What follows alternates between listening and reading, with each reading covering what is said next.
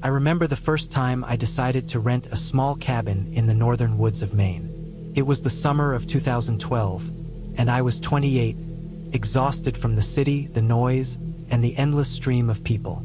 I wanted isolation, silence, and something I rarely found in my usual life: control over my own schedule. The cabin, I found online, seemed perfect. A small wooden structure on the edge of a dense pine forest, near a frozen-over lake. The owner claimed it had electricity, but little else. That suited me fine. The drive up was long and quiet, winding through roads barely wide enough for a single car, with trees pressing on either side, their shadows long in the late afternoon sun. I arrived just as the light was fading. The cabin was small, maybe 30 feet by 20, built with rough-hewn logs and a tin roof. There was a small porch and a rusted propane tank off to one side. The windows were dusty, and some had cracked panes. I parked my car, stretched, and immediately noticed how silent it was, the kind of silence that presses against your ears. Inside, the cabin smelled of old wood and a faint, sour odor that I assumed came from a long-closed fireplace. There was a small kitchen with a stove and sink, a table with 2 chairs, and a tiny bedroom in the corner with a single bed. No Wi-Fi, no television, no phone signal beyond the occasional flicker. I unpacked slowly, setting my bag on the bed and looking out the window at the forest beyond. Birds were silent, the only movement the wind shifting the trees, and the occasional flicker of a small animal darting between shadows. That first night was easy enough. I lit a lantern, cooked some canned beans and rice, and sat by the window listening. But it was the second night that changed everything. Around 2 in the morning, I woke to a noise. At first, I thought it was the wind, maybe a branch brushing against the cabin, but it didn't sound quite right. It was a scratching, soft at first, then sharper, almost deliberate. I froze, straining to hear. The sound came from outside the cabin, on the side near the woods. I considered calling someone, but the thought struck me I had no cell signal. I kept my phone in my pocket, but I knew it wouldn't help. The scratching continued, then stopped. I sat in silence, heart pounding, listening to the cabin creak under the wind and the occasional distant call of an owl. After what felt like an hour, I convinced myself it was probably a raccoon or a stray dog, nothing more. Exhausted, I finally fell back asleep. The next morning, I went outside. The ground around the cabin was soft with pine needles, and there were faint, strange tracks pressed into the soil. They weren't deep, maybe from a small animal, but their shape didn't make sense. Not like a deer or fox. They were long, almost human in shape, but smaller, irregular, with a pattern that suggested someone or something had walked around the cabin, lingering near the windows. I shook it off, telling myself I must be imagining things. Over the next 2 days, I tried to ignore the sensation of being watched. I chopped wood for the stove, carried water from the lake, and tried to read. But every time I stepped outside, I felt eyes on me. The wind didn't carry the usual freedom. It felt thick, heavy, almost oppressive. I kept my knife in my pocket, an instinct I didn't understand fully until later. The third night, the real fear set in. I was awakened by a loud bang against the side of the cabin, the kind of sharp sound that makes your chest jump. I grabbed my flashlight and peered out the window. The woods were dark, but I caught a glimpse of something moving, quick and low. A shadow, maybe a person, crouched as it moved between the trees. My mind raced. What the hell would someone want in the middle of nowhere? I locked the doors and stayed in the corner of the room with my knife, listening. The banging continued, sporadic now, then a long silence. Eventually, I fell asleep out of sheer exhaustion. In the morning, I found footprints. Human footprints, not large, maybe a teenage boy, but unmistakably human.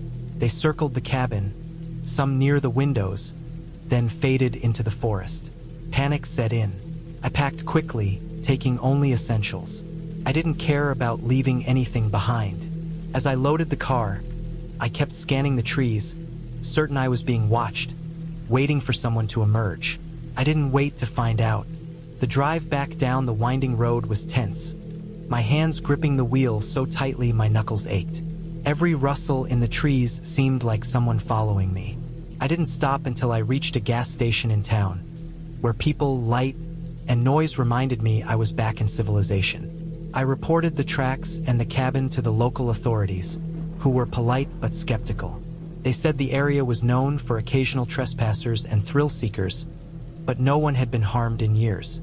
Looking back, I realized the terror came not from anything supernatural, but from the stark, unrelenting reality of being completely alone and vulnerable. No signal, no help, no easy escape. And yet, it ended well. I made it out safely, learned to trust my instincts, and I never went back. I kept the memory, a vivid reminder that the world can feel frighteningly big and indifferent, and that the smallest shadow can seem like a predator when you're completely alone. Even now, years later, I sometimes drive past forests and hear the wind rustle through the trees, and I remember the small cabin in Maine, not as a ghost story, but as a real, raw moment of fear, survival, and clarity. The terror didn't haunt me, it taught me caution, respect for isolation, and how keenly the human mind senses threats, even where there may be none. That alone is enough to scare anyone, and it's something I will never forget.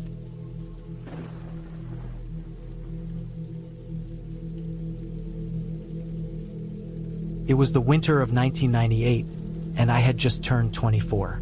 I decided to take a break from the city chaos and rented a small cabin deep in the forests of northern Maine. The place was miles away from the nearest town, with no cell signal, no internet, just endless trees and frozen lakes. The cabin itself was old, built in the 1960s, with faded pine walls and a stone fireplace that hadn't been used in years. The owner warned me it got extremely cold at night, and the snowstorms could trap you for days, but I was eager to experience complete isolation. The first day was peaceful. I unpacked, set up a small heater, stacked firewood, and explored the area. The forest seemed quiet, almost too quiet. No birds, no rustling, just the occasional creak of trees in the wind. That night, I slept uneasily. The wind howled outside, and the old cabin groaned as it shifted in the cold.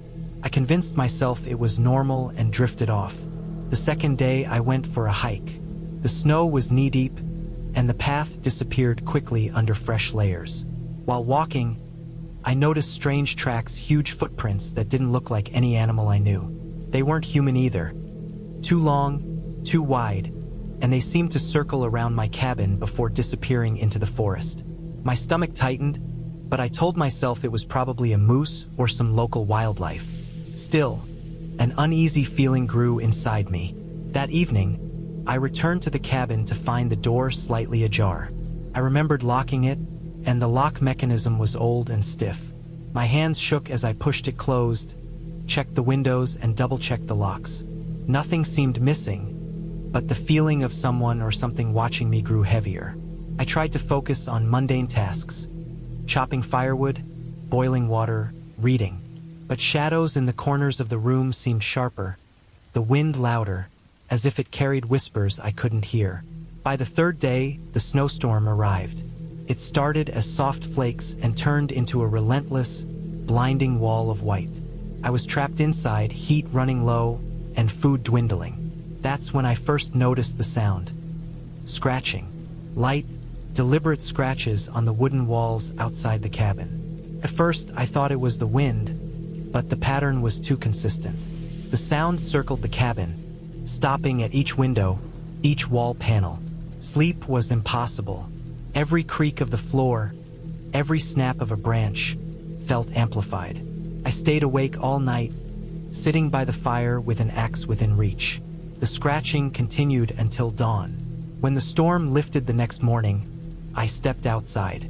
The snow around the cabin was marred with tracks, hundreds of them, surrounding the cabin in a perfect circle, then disappearing into the woods. They were too large to be human, too precise to be random. My mind raced, thinking about bears, moose, wolves, anything, but no animal behaved like this. The following night, the sound escalated.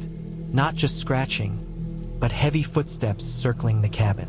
Something moved with purpose. I barricaded myself inside with all the furniture I could move and kept the axe close. The floorboards outside creaked under weight I couldn't see. I could feel it watching, waiting. I stayed in one corner, flashlight pointed at the door, every nerve on fire. When morning finally came, I checked the perimeter. Nothing visible, just broken branches and large footprints fading into the forest. By the 5th day, the food was almost gone and panic set in. I considered trekking through the snow to find help, but the forest was a white wasteland, treacherous and endless. Then, while stacking firewood, I noticed something terrifying. Claw marks etched into the side of the cabin, deep and jagged, as if something had tried to tear its way inside. The thought of the night ahead made me feel frozen, both in fear and literal cold. The 6th night, I had an idea. Couldn't just sit and wait. I took the remaining food, set a trail leading away from the cabin, and wrapped myself in every layer of clothing I had. I moved quietly through the trees, careful not to leave tracks going back to the cabin. Every crackle of snow underfoot made my heart jump. Hours passed, and finally, I stumbled onto an old logging road I hadn't noticed before. It led downhill, and after what felt like eternity, I saw the faint outline of a car abandoned in the snow. I managed to start it and drive carefully down the road until I reached a small town, exhausted, frozen, and paranoid. Weeks later, I returned with local authorities to inspect the cabin. Nothing explained the tracks, the scratches, or the claw marks. They assumed wildlife, but even the locals admitted that nothing that size and with those behaviors lived around there. The cabin was abandoned again, untouched, and I never went back. But every winter, when the wind howls through the trees, I can't help but imagine those silent, circling footsteps, waiting just beyond the snow, watching, patient, and impossible to trace.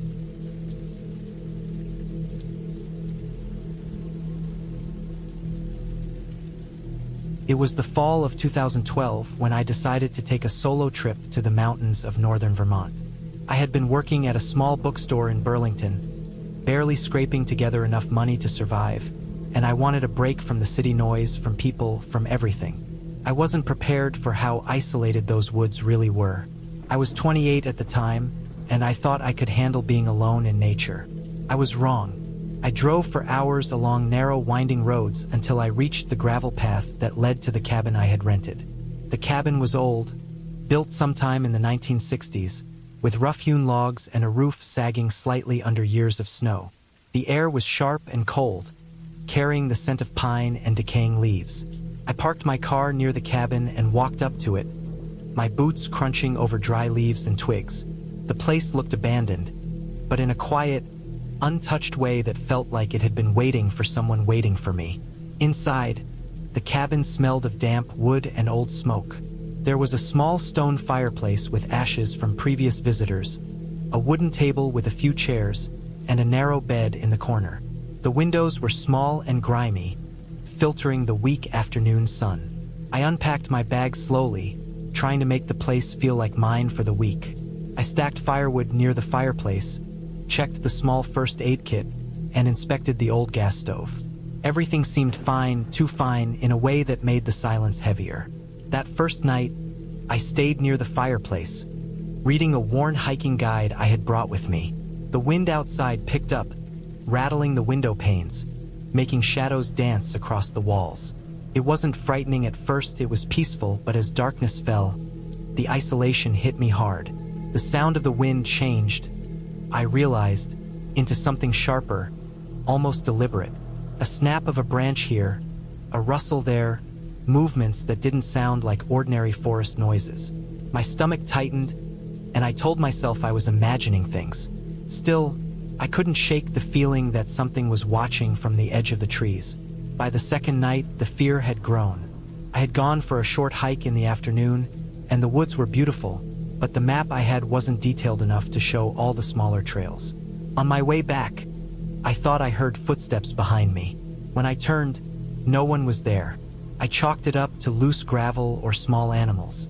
But when I returned to the cabin, I noticed something strange. The back door, which I was sure I had locked, was slightly ajar. My heart thumped and I triple-checked all the locks.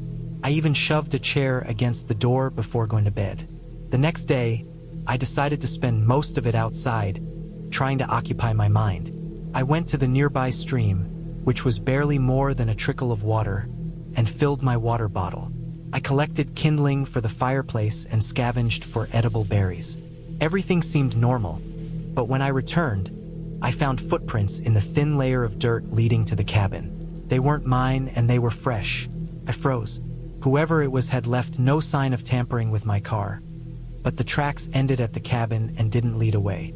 I tried to rationalize it, thinking maybe a hunter or hiker had wandered by, but the tracks were too deliberate, too measured, as if whoever left them had been observing. That night, I slept poorly, keeping a heavy stick by my bed. Around 2 a.m., I heard it. A scraping sound, slow and deliberate, coming from the side of the cabin. My blood ran cold. I stayed completely still, straining to hear over my own heartbeat. The scraping stopped, and for a while there was silence. Then a thump, soft but distinct, came from the roof. Someone or something was up there. Panic clawed at my chest, but I told myself I needed to stay calm. I didn't have a phone signal, and driving off in the dark wasn't safe. I decided to wait until daylight. Morning came sluggishly. I left the cabin cautiously, circling it and examining the perimeter. There were no signs of forced entry, no footprints other than mine and the ones from before. It was as if the intruder had vanished into thin air. I spent the day making sure all the windows and doors were secure, reinforcing weak spots with whatever furniture I could move. I told myself the paranoia was getting to me, that fear was making me imagine things. On the fourth night, I was ready to leave at first light. I had packed my bags, ready to abandon the cabin entirely. I sat near the fireplace one last time, staring into the fading embers, when I heard the unmistakable sound of someone trying the front door handle. I grabbed the stick, ready to defend myself, and waited. Whoever it was, they didn't break in. I watched from the shadows as they circled the cabin, checking each window slowly. Then, just as quietly as they had come, they vanished into the trees. At dawn, I drove out of there without stopping, heart still racing, adrenaline pumping. When I got back to Burlington, I reported the incident to the local authorities. They said it sounded like someone had been using the cabin to hide, but they found no evidence after checking the surrounding forest. I never returned. Years later, I can still picture that cabin, the way the trees seemed to press in on the roof, how the wind sounded alive. I know now that fear can make the ordinary feel monstrous, but that week taught me something important. Sometimes, danger doesn't need magic or monsters, it only needs patience and observation. The cabin was just a place, the forest just trees, but someone had been there, and they had been patient. I survived because I stayed calm, stayed aware, and left before curiosity made me careless. And that, in the end, is what saved me.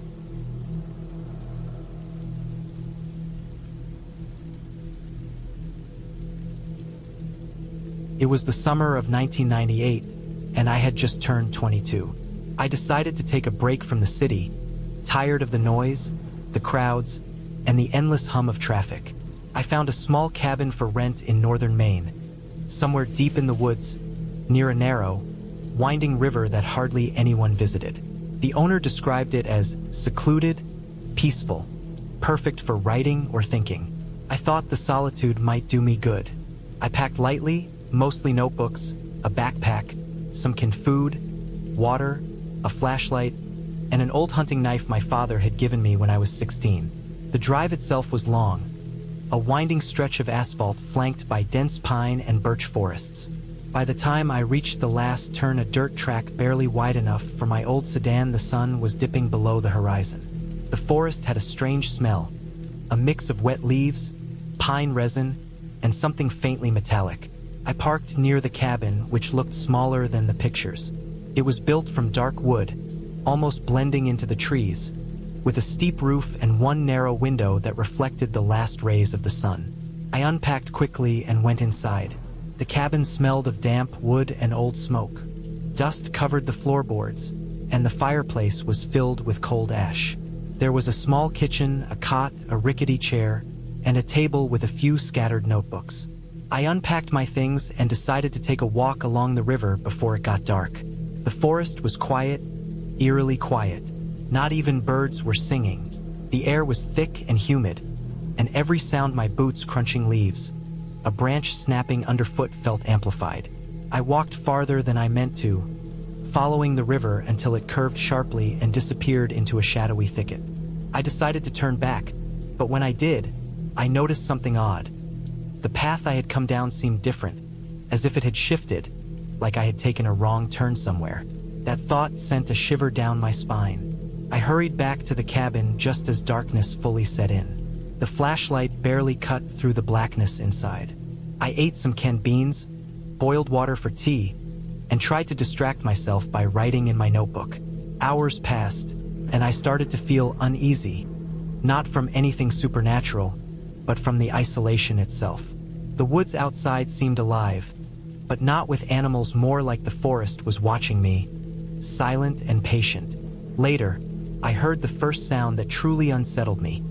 A heavy, dragging noise coming from the back of the cabin, like something large being pulled across the ground.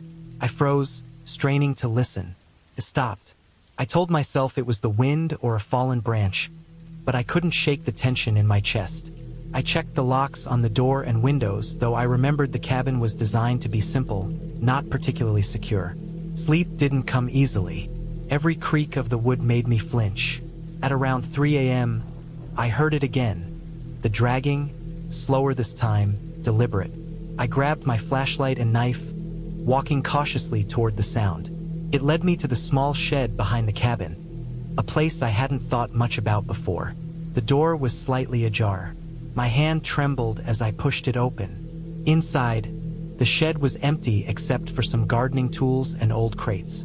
I scanned the shadows, heart pounding, and then noticed it.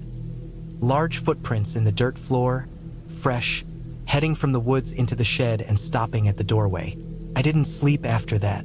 I stayed awake until dawn, peering out the window, imagining someone or something watching me from the trees. The forest outside felt alive in a way that was heavy and suffocating, as if I had become part of it overnight. When the sun finally rose, I saw the tracks continued out of the shed and vanished into the trees. Whoever or whatever had been there was gone, at least for now. I spent the next day carefully exploring the surrounding woods, marking my route, trying to reassure myself that I could leave if things got worse. I found no one, only broken branches, animal droppings, and the constant feeling that I wasn't alone. I realized that my fear wasn't because of ghosts or myths.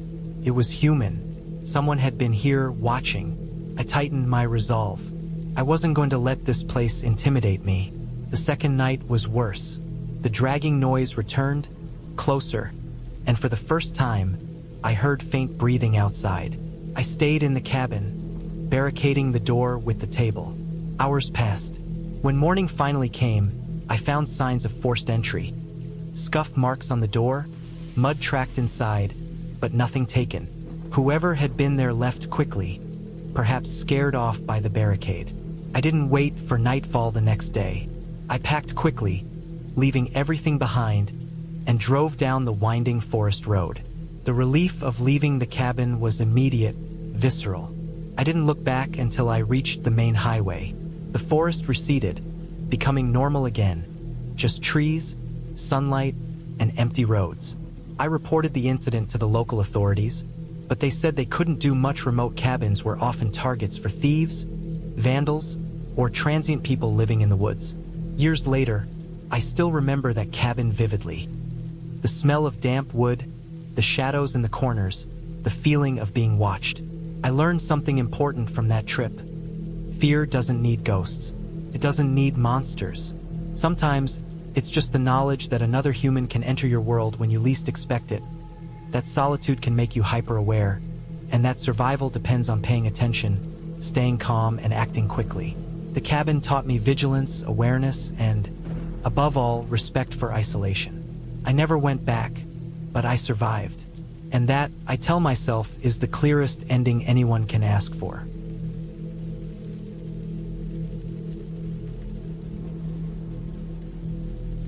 I never thought I would be the type to get stranded in the middle of nowhere, but in the summer of 2014, that's exactly what happened. I was 28 at the time, a bit tired of city life and craving solitude. I rented a small cabin in the northern woods of Maine, somewhere far enough from the main roads that my phone barely had a signal. The cabin itself was basic. One room, a small kitchenette, a wood-burning stove, and a loft with a thin mattress. The rent was cheap and it promised peace. That's what I thought I wanted. The first 2 days were perfect. I spent mornings hiking along narrow trails, listening to the birds, and watching the light shift across the trees. I chopped firewood, brewed coffee, and for the first time in years, I felt like I was living deliberately, not rushing through life. On the third evening, I noticed that the weather was changing. Dark clouds rolled in from the west, and the wind picked up, rattling the old wooden shutters. I wasn't worried at first. I had a flashlight, extra blankets, and enough food for a week. As night fell, the forest grew unnervingly quiet. Normally, even in the dead of night, you'd hear the occasional hoot of an owl or the rustle of small animals. That night, there was nothing. I checked the lock on the cabin door, poured another cup of coffee, and tried to shake off the unease that was creeping up my spine. Around midnight, I woke to a strange sound. At first, I thought it was just the wind against the walls, but then I heard it again, a scraping noise, like something heavy being dragged across the forest floor. I froze, listening. Came from outside, maybe 50 feet from the cabin, just beyond the treeline. My rational mind tried to make sense of it. Fallen branches, an animal, a raccoon maybe.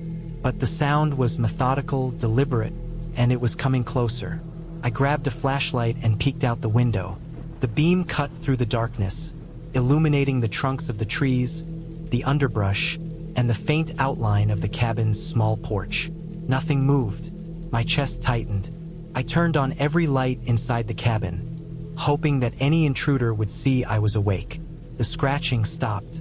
Then, there was a sudden thump against the side of the cabin, close enough that I could hear the impact through the walls. Panic surged. I knew I had to get out. My car was 3 miles down a dirt road, and in the dark, navigating through the forest would be a gamble. I grabbed my backpack, stuffing in water, food, my phone, and a pocket knife for protection. My pulse was hammering in my ears. I opened the door slowly, peering into the blackness outside. The porch steps creaked under my weight, and then, just as I stepped off the last step, something or someone ran past me.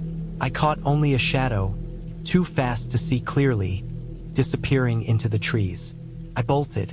I had no idea where I was going, but instinct screamed at me to put distance between myself and the cabin. The ground was uneven, roots and rocks threatening to trip me. My flashlight beam bounced over the path ahead, highlighting the jagged shapes of trees in a way that made everything feel alive. Every crack of a branch, every rustle of leaves sent me into a fresh burst of terror. After what felt like hours, I stumbled onto a gravel road. Relief hit me like a wave. I ran down the road until I reached my car, panting and shaking. I locked the doors, started the engine, and tried to calm myself. My phone finally got a signal, and I called the local police, explaining the situation.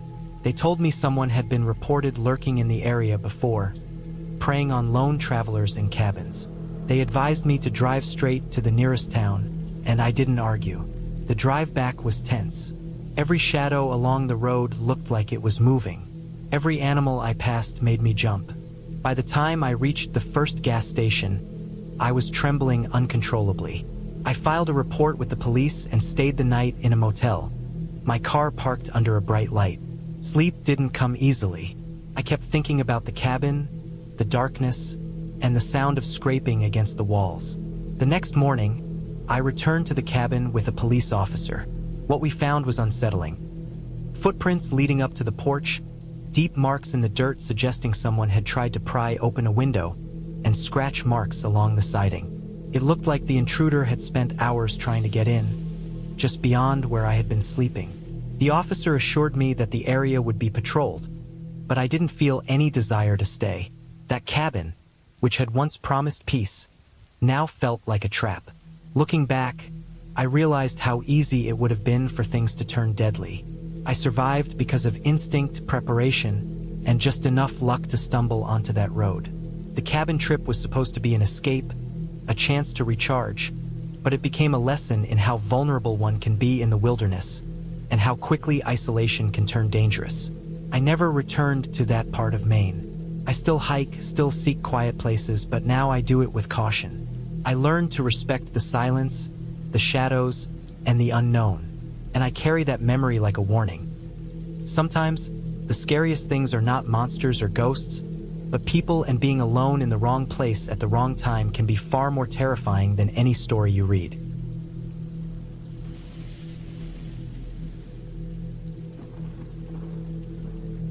It was the winter of 2007, and I was 24. I had decided to spend a few days alone in the remote mountains of northern Idaho, somewhere past the small town of Priest River. I had grown tired of the city, the constant noise, and the faces that all seemed the same. The cabin I rented was old, built in the 1970s, with dark pine walls and a thin layer of dust over every surface. It sat on the edge of a clearing, surrounded by dense forest. The drive-in had been long and rough, the roads half covered with ice, the kind that makes your tires slip even when you're moving slowly. When I first entered, the place smelled like wood smoke and something damp, like wet soil and old leaves. The windows were grimy, and the fireplace had ashes that hadn't been cleaned in years. The cabin was small, only one main room with a loft above it.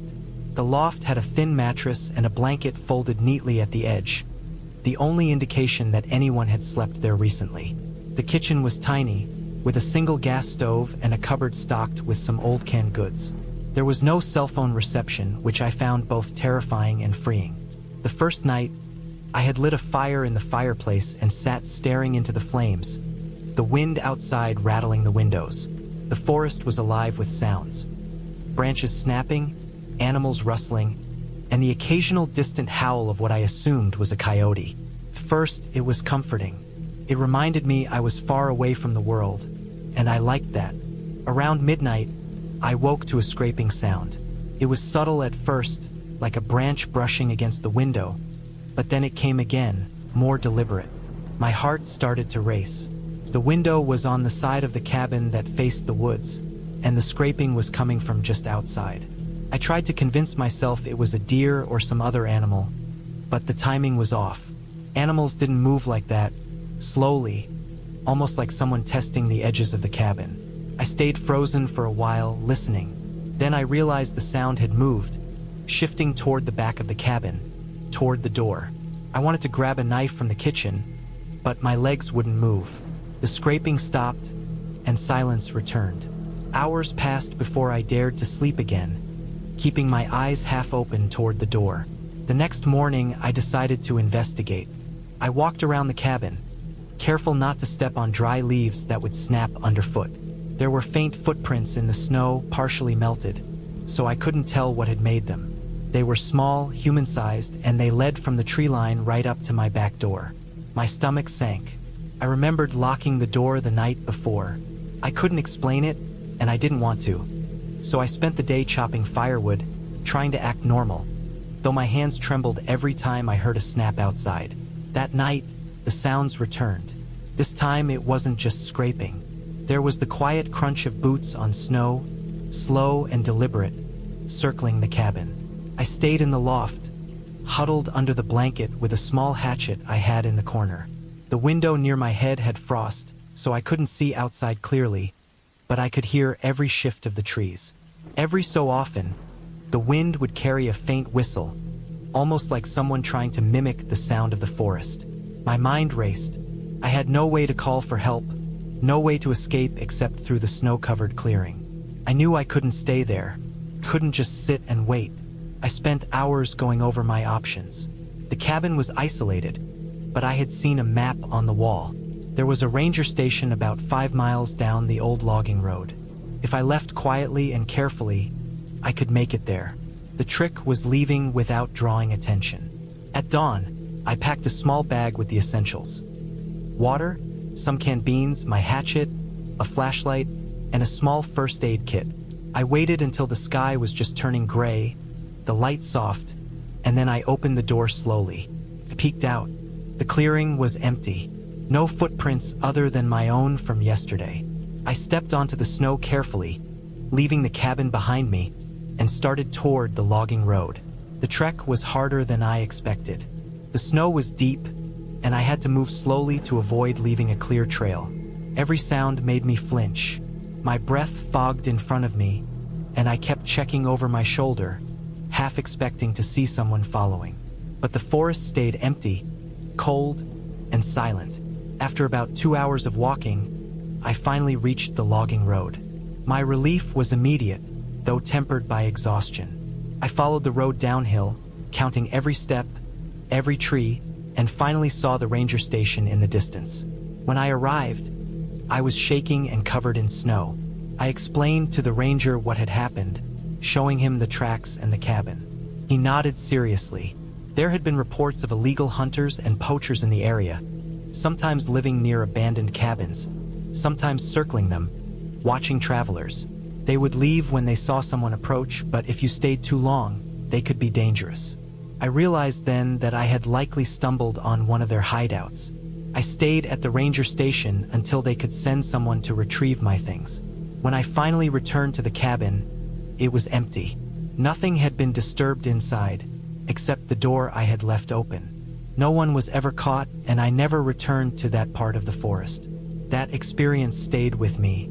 It wasn't ghosts or legends that made me afraid, it was real people, hidden in the woods, watching, waiting. Since then, I've been careful in the wilderness, but I've also learned the importance of preparation, awareness, and trusting my instincts. Most importantly, I learned that sometimes the scariest moments are the ones where you're completely alone, and the danger is very real, very human, and very close.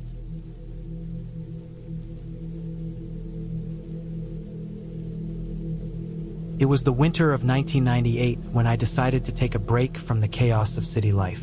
I had spent months working in a cramped office, staring at fluorescent lights and listening to the constant hum of computers. My therapist had suggested I spend time in nature to reset my mind and find some quiet. So, I rented a small cabin in the mountains of northern Montana. I was 32, used to solitude, and thought I could handle a few days alone in the wilderness. The drive up the winding mountain road was long and slow. Snow had fallen earlier in the week, and the roads were slick. My old Jeep creaked and rattled as I climbed higher. By the time I reached the small clearing where the cabin sat, the sun was dipping behind jagged peaks, and shadows stretched across the snow like fingers. The cabin was modest, made of dark logs, with smoke curling lazily from the chimney. A thin layer of frost covered the windows, making the inside invisible from outside. I parked, got out, and dragged my bag inside. The air smelled of wood and the faint musk of pine needles. The cabin had a single main room, a small kitchenette, and a loft with a bed. A cast iron stove sat in the corner, and I could tell someone had tried to make it cozy, even in such a remote place. I unpacked my supplies, lit the stove, and settled in, thinking a few quiet nights by the fire would be enough to clear my head. The first night passed uneventfully. I read a book, ate a simple dinner of canned soup, and fell asleep under a thick blanket.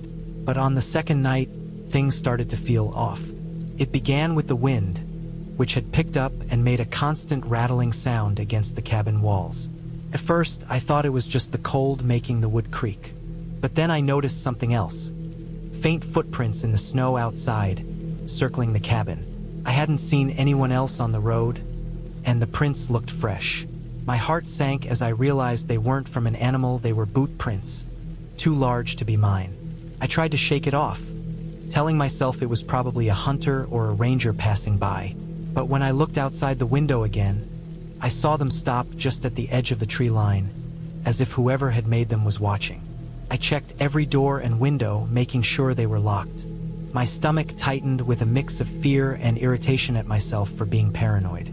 I told myself I was safe. By the third day, the isolation was starting to weigh on me. I spent most of the time inside, chopping firewood, boiling water, and keeping the stove alive. The sky stayed gray, and the snow never stopped falling. That night, I woke to a soft sound outside, like dragging footsteps. My first instinct was to hide, but I knew hiding in a single-room cabin would be useless. Instead, I grabbed a heavy flashlight and a hatchet. Slowly, I opened the door and peered into the snow-covered clearing. There was nothing, No footprints, no movement, only the thick, heavy snow falling silently around the trees. But the air felt different, heavier, almost watchful. I couldn't shake the feeling that someone had been inside the cabin while I slept, though there was no sign of forced entry. The thought made my stomach churn. I stayed awake that night, listening. Every crack of the wood, every distant snap of a branch, set my nerves on edge. By morning, I felt exhausted, my body tense and sore. I decided it was time to leave, but when I tried to start the Jeep, it wouldn't turn over. I checked the battery and fuel, it was fine. Then I noticed the tracks in the snow, leading away from the cabin but suddenly stopping near the vehicle, as if whoever had been there had circled back and disappeared. Panic started to creep in. I spent hours trying to get the Jeep running, failing each time. I considered walking down the mountain to find help, but the snow was deep and the terrain treacherous. I knew that if I slipped or got lost, no one would find me for days. I had to figure out another way. Finally, I remembered the satellite phone I had packed. I had mostly forgotten it, thinking it was unnecessary. My hands trembled as I dialed the local ranger station. The line crackled, but a voice answered, calm but alert. I explained my situation: remote cabin, stranded in snow, possible intruder. They told me a ranger team would come up the mountain in a few hours. Relief washed over me, but it was tempered by fear. Whoever had been circling the cabin could still be nearby. I tried to stay calm. I sat by the stove, keeping the fire high, and kept the hatchet within reach. Hours passed like this, the snowstorm outside muffling all sound, turning the world into a gray, silent blur. Finally, in the late afternoon, I heard the crunch of tires in the snow. The rangers arrived, 2 of them, carrying rifles and flashlights. They inspected the cabin, the surrounding woods, and the tracks. One of them explained that the prints matched a known poacher who had been reported in the area, a man who would break into cabins, steal supplies, and sometimes confront anyone he found. He had left before the rangers got there, but the tracks confirmed he had been watching me.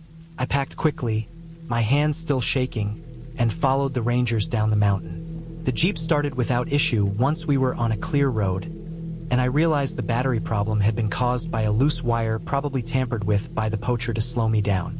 As we drove away, I looked back at the cabin, isolated and silent, and felt an overwhelming mix of relief and gratitude.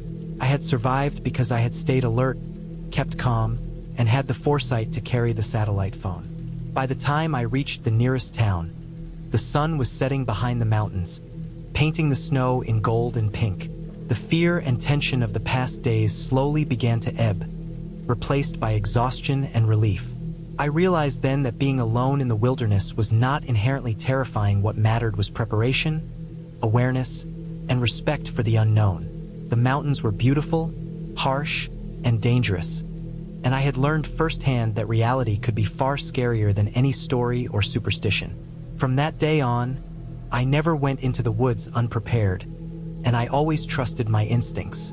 The cabin had been terrifying, yes, but it had taught me something valuable. Vigilance saves lives, and nature, while quiet, is never completely forgiving.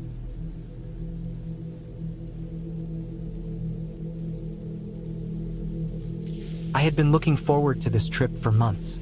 It was the summer of 2011, and I, at 23, needed a break from the constant hum of the city. I rented a small cabin in the deep woods of northern Maine, far enough from towns that the nearest neighbor was miles away. The listing had said, secluded and peaceful, and at first glance, it looked exactly as promised. A weathered wooden cabin with a tin roof, surrounded by dense pine trees that blocked most of the sunlight. There was a narrow dirt road leading in, one that seemed barely used, and when I drove up, my car kicked up clouds of dust that lingered in the still air. The first few hours were comforting. I unpacked my things, stacked firewood near the stone fireplace, and explored the immediate area. The forest felt alive but not threatening, just quiet. The kind of silence that makes you notice the smallest details. A bird landing on a branch, the distant rustle of leaves, the occasional snap of a twig underfoot. I was alone and I relished it. By the second night, though, the quiet had shifted. Around midnight, I woke to the sound of something heavy moving outside. At first, I thought it was an animal, a deer, maybe, but then I heard it again. Closer, deliberate, like someone stepping on the dry needles of the forest floor. I told myself it was a raccoon, or maybe the wind knocking something loose from the trees. My phone had no signal, so I couldn't even call for reassurance. I kept the flashlight by the bed and eventually fell asleep, though every creak of the cabin made me tense. The next morning, I decided to go for a hike to clear my head. I packed water, snacks, a small hatchet, and my flashlight just in case. As I walked, I noticed the trees were thicker than I remembered, and the sunlight barely touched the forest floor.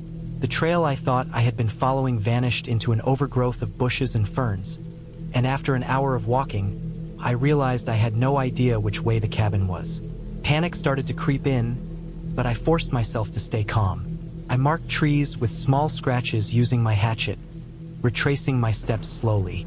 That night, back at the cabin, I couldn't shake the feeling of being watched.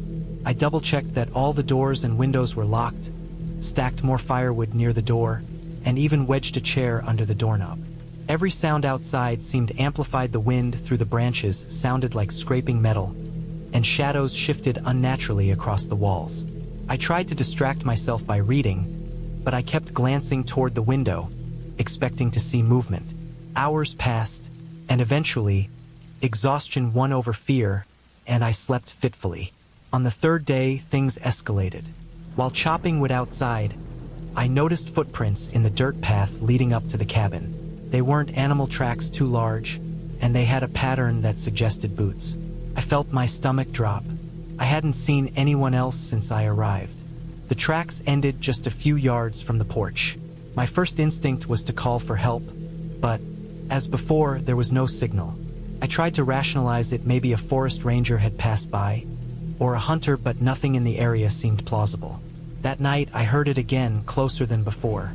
The sound of footsteps circling the cabin, stopping abruptly, then moving again. My flashlight wasn't strong enough to penetrate the darkness fully, but I could see the faint outlines of trees swaying unnaturally in rhythm with the sounds. Fear pinned me to the bed. I remembered I had a small camping stove, canned food, and water, but staying inside felt almost worse than going out. I couldn't sleep. I spent hours gripping the hatchet I kept by the bed. By morning, I decided I had to leave no matter what. I packed hastily, throwing clothes into my backpack and leaving the cabin door unlocked in my panic. I thought I knew the way out, but the forest seemed to have shifted overnight. Paths I had walked before now twisted strangely. I kept seeing shadows between the trees, fleeting glimpses of something that wasn't quite a person, but moved with unnatural certainty. My heart raced with every step. Eventually, after several hours of disoriented walking, I reached a narrow dirt road. Relief washed over me when I saw a single vehicle approaching. I waved frantically, and the driver slowed. He was a middle-aged man, looking equally surprised to see someone so far out in the woods. I explained, in broken breath, that I had rented a cabin nearby and felt unsafe. He nodded grimly and told me he knew the cabin I was talking about. Apparently, someone had been breaking into cabins in the area for weeks, watching people, stealing supplies, and sometimes worse. He offered to drive me to the nearest ranger station. The ride felt unreal. I stared out the window at the trees, now seeming less serene and more ominous in daylight. When we reached the ranger station, I explained everything. They checked the cabin later and confirmed that there were signs someone had been inside while I slept: footprints, disturbed furniture, and a few items gone. They assured me I had left in time, that people had been hurt before when intruders were caught by surprise. I never went back to that cabin. I've been camping in controlled areas since, always with a friend, always in cell service. The memory still sticks with me: the silence that isn't peaceful, the shadows that don't belong, the simple realization that sometimes the scariest thing isn't supernatural, it's another human being, quietly watching, waiting, unknown. Even now, when I see a small, remote cabin, I feel a chill. But I also feel grateful. I survived because I trusted my instincts and left when something felt wrong. That experience taught me to respect isolation and to never underestimate how vulnerable you can be, even in a place that seems calm and safe. The forest doesn't forgive carelessness, and sometimes the ending depends entirely on whether you act before it's too late.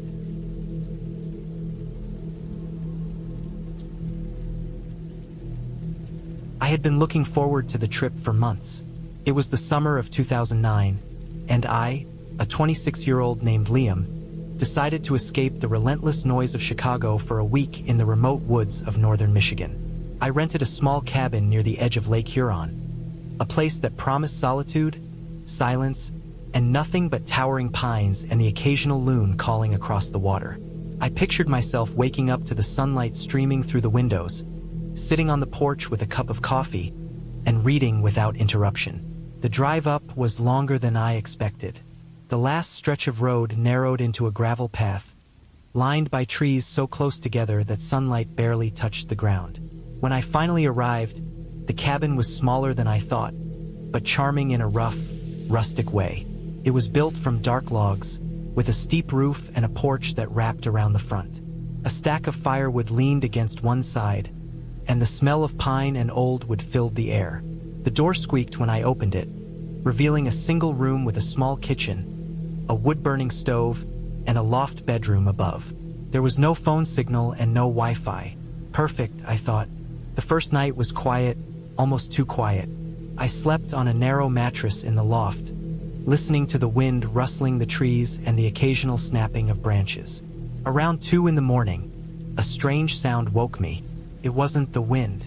It was something else, slow, deliberate, crunching footsteps outside the cabin. My stomach tightened. I reminded myself that bears and deer sometimes wandered near cabins, but the steps were uneven, heavy, not like any animal I knew. I stayed still, pretending to sleep, hoping it would pass. Didn't. The sound circled the cabin, stopping at each side for longer than a moment, then moving on. I lay there, frozen, listening until dawn finally spilled weak light into the room. By the time I climbed down and checked, there were no tracks, no signs that anyone or anything had been outside. The next day, I tried to shake off the unease. I fished at the lake and hiked along the shoreline, telling myself I was being paranoid. Still, there was a constant feeling, a prickling at the back of my neck, that someone or something was watching me. At night, the sound returned. Sometimes it was the soft scraping of shoes on gravel. Sometimes it was heavier, as if someone was dragging something along the ground. I began to lock the cabin door, even though I knew it was overkill in such a remote place. By the 4th night, my nerves were raw. I had noticed small, unsettling signs during the day.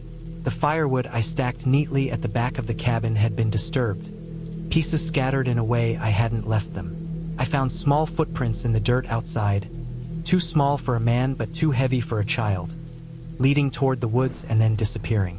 The sense of being stalked had grown unbearable. My imagination raced, maybe a local kid playing a prank, maybe someone homeless looking for shelter, but none of it made sense. Why not confront me, knock on the door, or leave a note?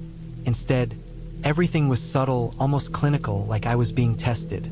That night, I decided to sleep with the kitchen knife close at hand, a tactic that made me feel safer, though I knew rationally it wouldn't do much against a determined intruder. The noises started around midnight again. This time, they were accompanied by a faint scraping at the window. I froze, staring at the dark glass, waiting for a shadow to appear. Nothing moved. Minutes passed, my heart hammering, until finally I convinced myself it was a branch brushing against the cabin. The next morning, I had a plan. I packed a small bag with essentials: water, some food, my phone, and drove to the nearest ranger station, a 30-minute ride through winding dirt roads. I explained the situation to the ranger, who listened carefully, raised an eyebrow, and nodded. He mentioned that, in that area, trespassing wasn't uncommon.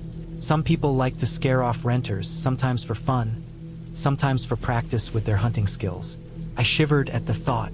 The ranger offered to drive back with me and check the cabin, which I accepted without hesitation. When we arrived, the cabin seemed calm and quiet in the daylight, almost innocent. But the evidence was undeniable. Scratches lined the door frame, some fresh. Firewood had been tossed around. Footprints led into the woods in various directions.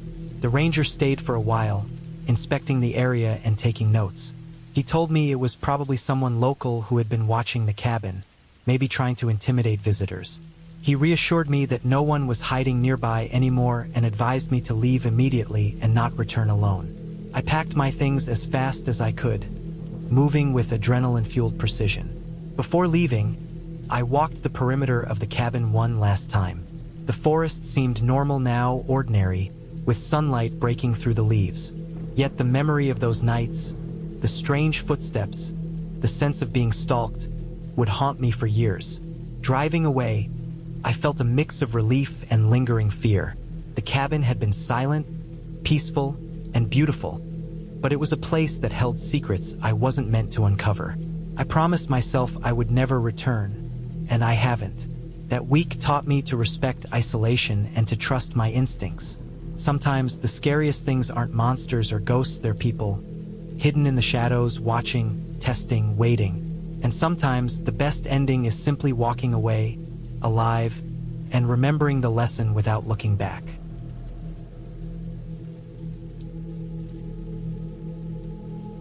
It was the fall of 2018 when I decided to spend a week alone in a small cabin tucked deep in the Adirondack Mountains of upstate New York. I was 27, freshly burned out from my job as a data analyst in Manhattan, and I thought a solo retreat would be a perfect way to recharge. The cabin was nothing fancy, just a rough, weathered structure made of dark logs with a tin roof and a single wood stove in the living area. It had been listed on a small, almost forgotten website run by the owner, a man named Carl, who lived a couple of towns over.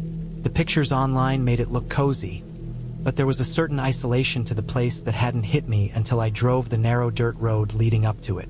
The final stretch was rough, riddled with potholes and covered in fallen leaves that made the road slippery. My little hatchback creaked under the weight of my bags and gear, and I remember thinking, this is either going to be amazing or a complete disaster. When I finally reached the cabin, the forest around it was dense, the trees tall and thick, almost like sentinels.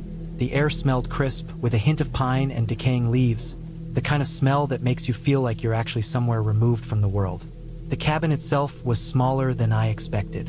One main room, a loft for sleeping, a tiny bathroom with a shower that looked barely used, and a kitchen with a small fridge and gas stove.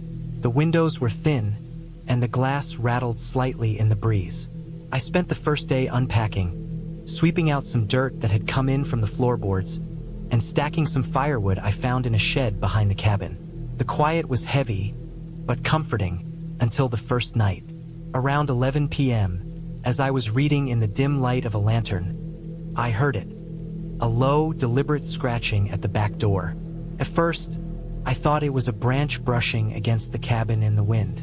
But then I realized the scratching was rhythmic, deliberate, like something large dragging its claws across the wood. My stomach dropped. I had no cell service, no neighbors nearby, just this thin wooden door between me and whatever was outside. I grabbed the small hatchet I'd brought for emergencies and crouched near the door, listening. The scratching stopped abruptly after a few moments, and I convinced myself it had been an animal, a raccoon, or maybe a stray dog. I told myself I was just being paranoid. The next day, I hiked a little way down the ridge to the stream Carl had mentioned. The sun made patterns through the trees, and the water was clear and cold. I tried to shake off the unease from the night before, focusing on the beauty around me.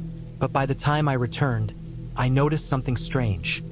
The firewood I had stacked neatly yesterday was scattered.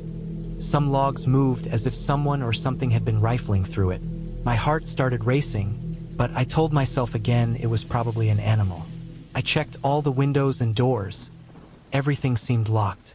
That night, the sounds came again, louder this time. Scratches and thuds against the cabin walls, like someone was testing them, trying to find a weak spot. I stayed in the loft, listening, clutching the hatchet, telling myself it would all be fine. Hours passed, and eventually the sounds stopped. I didn't sleep well, waking at odd intervals, imagining shadows moving outside the windows. The following day, I decided I needed to investigate. I took my small camping knife, a flashlight, and went around the perimeter. The ground was soft from recent rain, and I could see prints large, heavy, but not human. Something had been circling the cabin, lingering just out of sight. My mind raced with possibilities. A bear? Maybe, or a coyote. But the prints seemed too calculated, like the creature had been studying the cabin. I photographed them, trying to stay calm. The final night was the worst. The scratching started before sunset, escalating to pounding on the walls. I could hear it shifting from one side of the cabin to another, as if whatever it was didn't want to be trapped, but also didn't want to leave. I couldn't see outside, the windows were too dark, but I could feel the presence, the oppressive weight of something waiting, watching. I kept the lantern close, the hatchet even closer, and I stayed awake until the first hints of dawn. At sunrise, I decided I couldn't stay. I packed everything into my car, careful not to make noise, and started the drive back down the forest road. I looked back once, catching a glimpse of a dark shape moving through the trees, watching me leave. It was likely a bear, I told myself. That's the rational explanation, and in reality, it probably was. But the sense of being observed, of being hunted, stayed with me long after I reached the main road. Weeks later, I returned to the cabin with Carl, who showed me that the previous tenants had reported sightings of a large black bear in the area, unusual for that season. He explained that the bear was likely the one scratching at the cabin, curious about humans and their food. The relief was immense, nothing supernatural. No malevolent force, just nature, indifferent and powerful. The experience stayed with me, a stark reminder of how raw and unpredictable the wilderness can be, how quickly comfort can turn into fear when isolation meets the unknown. I've never returned to that cabin, but I still think about it sometimes. Not in terror, but with respect. Nature is real, and it doesn't need ghosts or monsters to make you feel small.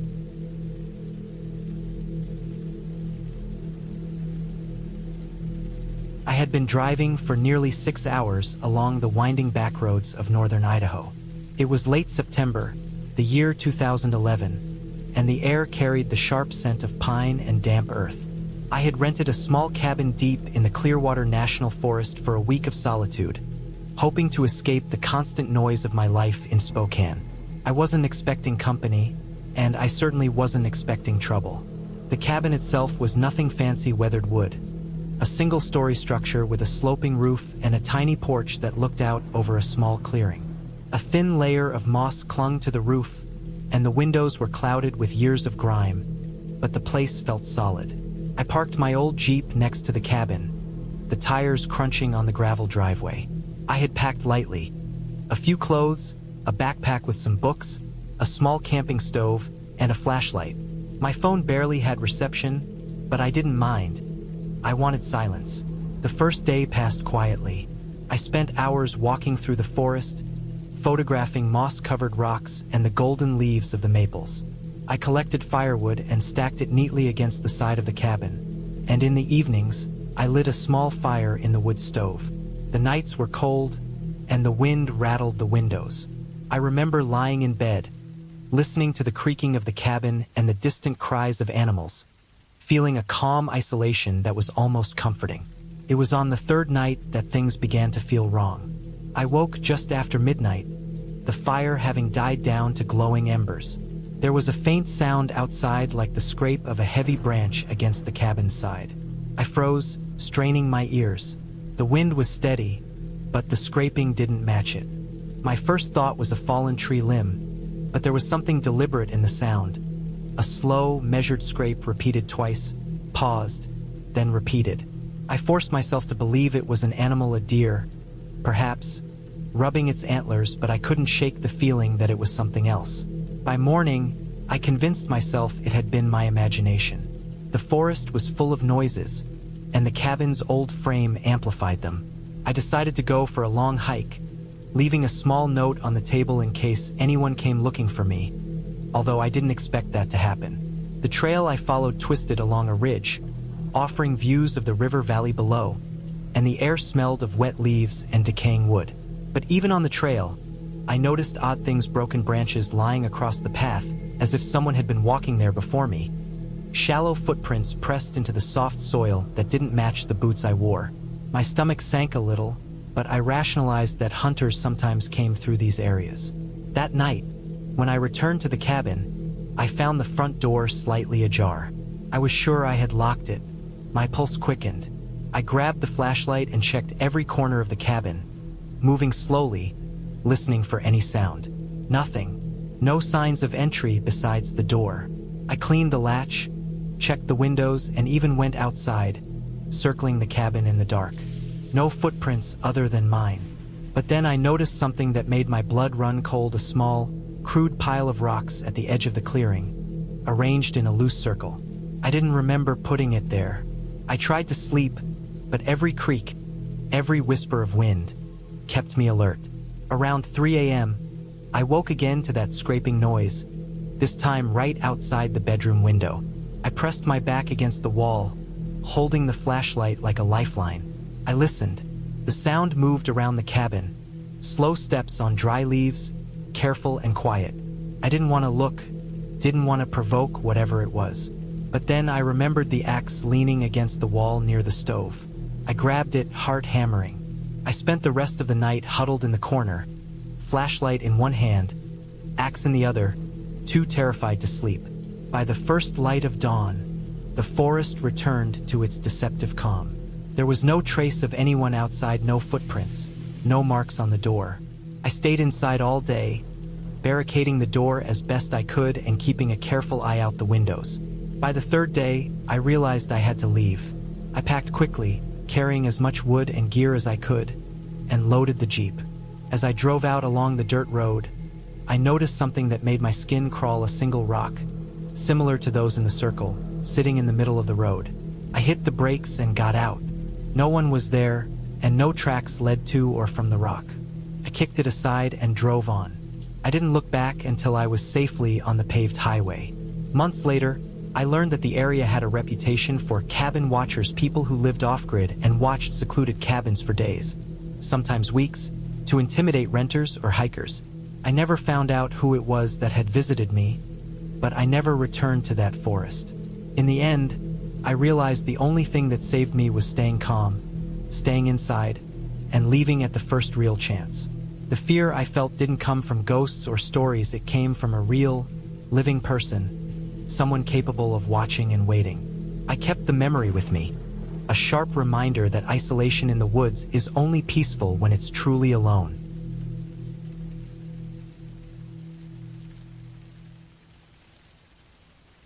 It was the summer of 2011, and I had just turned 27. I had decided to take a week off from work and rent a small cabin deep in the woods near Pine Hollow, a remote area in northern Minnesota. I had driven for nearly 5 hours from Minneapolis, winding through narrow, uneven roads lined with dense pine and birch trees, until I reached the cabin. From the outside, it looked almost too perfect. A small wooden structure, 2 stories, with a tiny porch and a fireplace visible through the glass windows. The place was isolated, no neighbors within sight and no cell service, but I wanted exactly that, a week of complete solitude. I spent the first day unpacking, cleaning a little, and walking around the nearby trail. The air smelled like damp earth and pine, and the occasional bird call or rustling in the underbrush reminded me that I wasn't entirely alone. That night, I lit the fireplace, set a kettle of water on it, and cooked a simple dinner. As I ate, I noticed how quiet it was. Too quiet. No distant traffic, no hum of electricity, not even the faint sound of a plane passing overhead. Felt like I had stepped into a different world. By the second day, I had settled into a routine. Mornings spent hiking along narrow, winding trails, afternoons reading or writing in a notebook by the fireplace, and evenings just staring out the window, watching the sun dip below the treetops. Everything was peaceful, almost idyllic, but there was a subtle tension I couldn't shake. The woods had a way of feeling alive in an unsettling way, like they were watching me. The third night, I went to bed early, exhausted from the hike. I remember waking up around 2 a.m. to the sound of something heavy moving outside. At first, I thought it was a deer or a raccoon, but the sound was too deliberate, too controlled. It was coming from the side of the cabin, near the small shed I had noticed during the day. My heart started racing, but I told myself it was probably nothing, a stray animal, a branch falling, maybe even the wind. I tried to go back to sleep, but every few minutes, I heard it again. Heavy, careful steps circling the cabin, stopping, then moving again. I stayed under the covers, trying to listen, straining to hear over my own heartbeat. After what felt like hours, the sound finally stopped. Morning came, and when I went outside to inspect, there were no footprints, only the normal patterns of the forest floor. I told myself I had imagined it, that fear was twisting every creak and snap in the dark. By the fourth day, the unease had grown. During a midday walk, I realized I had lost my sense of direction in the forest. I thought I was following a familiar trail, but everything looked different. Trees I had passed the day before now blocked my path, and strange markings on the trunks made me pause. I remembered the sound from the night before and suddenly felt exposed, like someone, or something, was paying attention to me. I didn't run, but I quickened my pace until I found the main path again. Back at the cabin, I double-checked the locks, even though I knew there wasn't a nearby road anyone could easily use to reach me. That evening, I heard it again, the slow, deliberate footsteps circling the cabin. This time, I got out of bed and crept to the window. In the dim light of the moon, I could make out a shadow moving along the edge of the forest, just beyond the line of the trees. It was tall, not entirely human-looking, and it froze whenever I moved. I stayed behind the curtain, too terrified to confront it, too rational to scream. The steps stopped after a while, but I didn't sleep the rest of the night. The next day, I decided I had to investigate. I packed a small backpack with essentials: water, a flashlight, a knife, and a first aid kit. I started at the shed, circling it carefully. That's when I noticed footprints leading away from the cabin, large, heavy boots, not like anything I owned or saw in the area. The prints were fresh, and they led deeper into the woods. I followed them cautiously, staying low, and noticed signs someone had been watching the cabin. Broken twigs, flattened grass, and scratch marks on a tree facing the cabin. I didn't follow the prints too far, not wanting to put myself completely in the woods without a plan. Instead, I returned to the cabin, feeling both relieved and panicked. I realized I wasn't safe, even in this remote place. That night, I didn't even try to sleep. I sat in the cabin with the lights on, knife by my side, waiting for dawn. In the early morning hours, around 5 a.m., I heard a vehicle. Not the usual rumble of a distant truck, but an old pickup approaching on the dirt road. Heart pounding, I ran to the porch and waved frantically. The truck slowed and stopped. It was a park ranger who had noticed my cabin from the main road and had come to check because the area had reported some suspicious activity in recent weeks. I explained everything: the footsteps, the footprints, the feeling of being watched. He listened carefully, took notes, and assured me I wasn't imagining it. Apparently, someone had been using abandoned cabins in the forest for illegal activity, and they were known to patrol the area quietly to avoid detection. After the ranger left, I packed my things and left the cabin. On the drive back to Minneapolis, I kept glancing in the rearview mirror, half expecting to see someone following. But the woods remained silent. That week taught me that fear and isolation doesn't need ghosts or monsters, just the presence of someone with ill intent, the unknown, and the realization that nature can hide more than you ever imagine. Years later, I still think about that cabin, about the footsteps and the prints in the dirt. But I also remember the sunrise that morning, the crisp air, and the relief of seeing someone come to my rescue. It was terrifying, yes, but it ended clearly and safely, and I survived. I never went back, but I learned something essential. Even in the middle of nowhere, you have to be aware, prepared, and ready to act.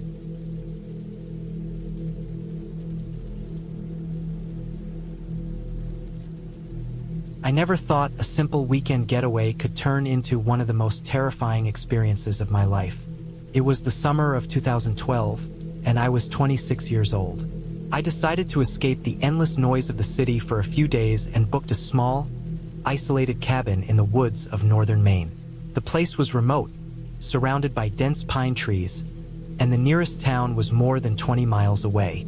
I'd read reviews saying it was perfect for solitude, and at the time, that sounded like heaven. The drive up was long, the road narrowing into a winding dirt path flanked by thick trees. By the time I arrived, The sun was already low, spilling golden light across the forest floor. The cabin itself was small, built from dark wood, with a sloping roof and a single porch.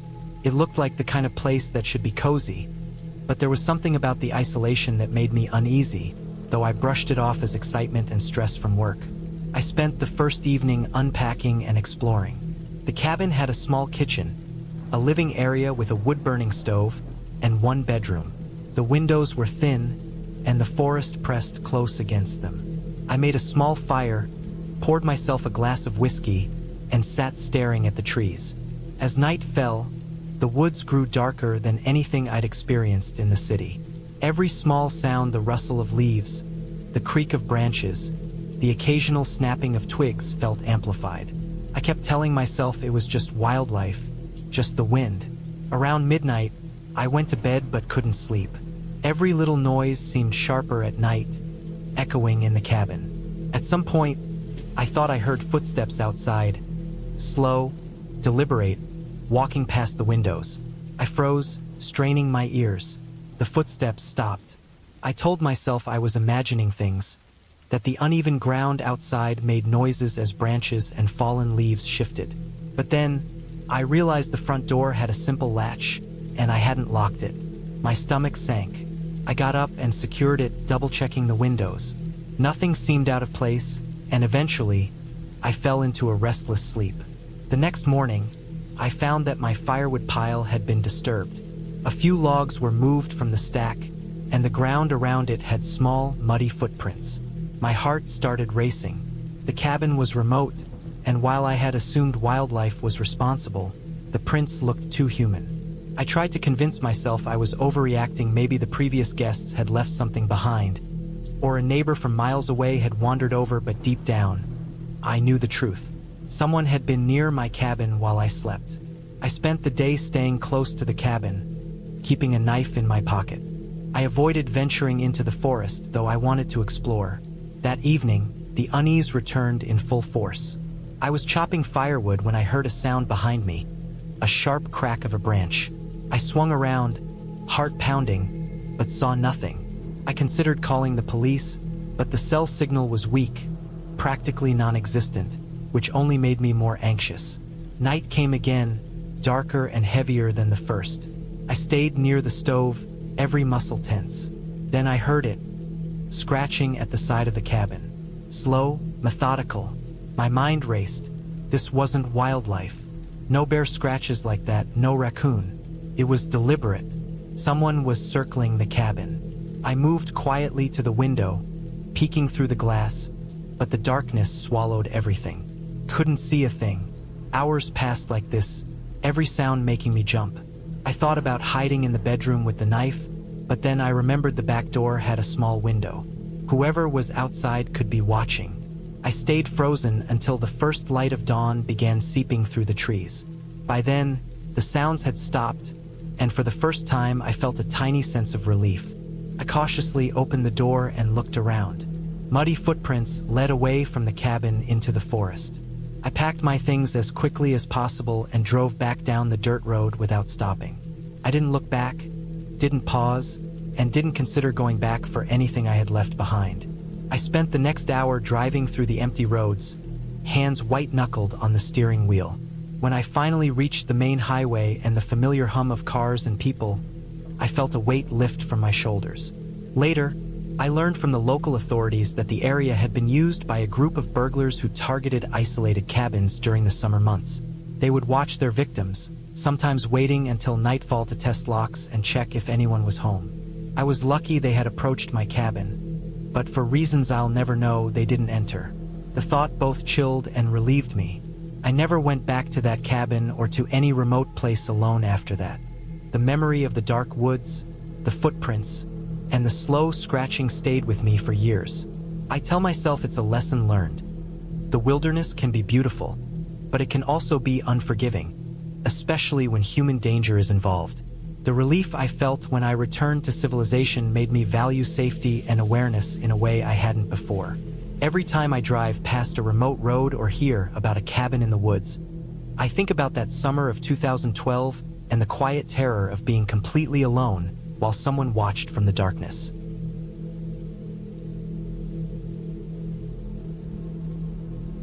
I never thought a weekend in the woods could turn into something so relentlessly tense.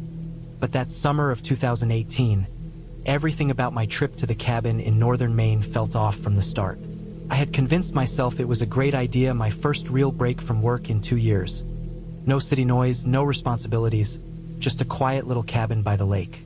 The cabin belonged to a friend's family, who lived a few towns over and had offered it to me while they were away. I was 29, a little burnt out, and eager for solitude. The drive itself had been long. Gravel roads, potholes, and the kind of dense forest that made the sun struggle to reach the ground. I remember pulling up to the cabin as the light faded, the tall pines casting long shadows that stretched across the mossy ground. The cabin was small but sturdy log walls, a tin roof, and a porch that creaked in the wind. There was a dock leading into the lake, and the water reflected the last streaks of sunset like a dark mirror. I had unloaded my backpack, which was full of food, water, and a small camping stove, and I stood for a while on the porch, listening. Nothing moved except the wind in the trees, but there was something heavy in the air, a kind of stillness that felt almost deliberate. That night, I slept with all the windows open because the air was thick and hot. Around 2 a.m., I woke to a strange smell, like metal and smoke, but faint. My first thought was that the wood stove might have a leak or some leftover embers, so I got up, lit the flashlight, and checked. Nothing. The stove was cold, the fireplace empty, and no signs of anything burning. I shrugged it off, thinking it was just my imagination. I tried to sleep again, but the feeling of being watched wouldn't leave me. Every time I closed my eyes, I could hear the wind moving through the trees, but it sounded different, sharper somehow, like it carried a rhythm that didn't belong to nature. The next morning, I decided to explore. I walked along the lake shore, noting the small animal tracks in the mud: deer, raccoons, something bigger that I couldn't identify. The forest was quiet, too quiet.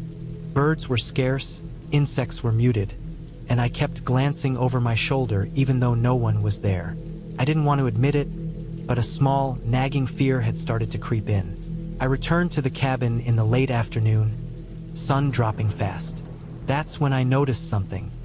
The front door, which I was sure I had locked, was slightly ajar. My heart jumped, and I froze. Nothing seemed missing, and no signs of forced entry were visible. I checked the windows, the back door, even under the porch. Everything was intact. Still, I couldn't shake the feeling that someone or something had been there while I was out. I stayed up that night, sitting on the porch with a baseball bat I had found in the corner of the cabin. The darkness was absolute, and the lake's surface looked like black glass. Around midnight, I heard it. Footsteps. Slow, deliberate, moving just along the edge of the forest, circling the cabin. I didn't move, trying to convince myself it was an animal, maybe a bear. But the steps were too light, too careful. They didn't crash through the underbrush. They traced it like someone knew exactly where they were going. Hours passed. I stayed awake until sunrise, listening to the sounds of the forest, which suddenly seemed normal again once the light hit the trees. I decided that I needed to leave, but the main road was 20 miles back, and I had no cell service. My car was fine, but the thought of driving back in the dark over those gravel roads made me shiver. The turning point came mid-morning. I went to fetch water from the lake with my old metal bucket. As I bent down, I noticed something floating and empty, old backpack, soaked and torn, drifting toward the shore. I froze. It wasn't mine. Whoever had been near the cabin had left it, either as a warning or by accident. I didn't stick around to find out. I grabbed my own backpack, filled it with essentials, and kept one hand on the bat as I walked toward my car. The hike back to the car felt endless. Every branch snapped sharply under my feet. Every bird cry made me spin around. I could feel eyes on me, though I never saw anyone. I didn't stop to look back until I reached the gravel road.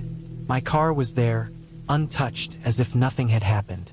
I locked myself inside and drove back down the winding road, not slowing for anything, heart pounding. Once I reached a town with cell service, I called the local sheriff to report the backpack and the suspicious activity.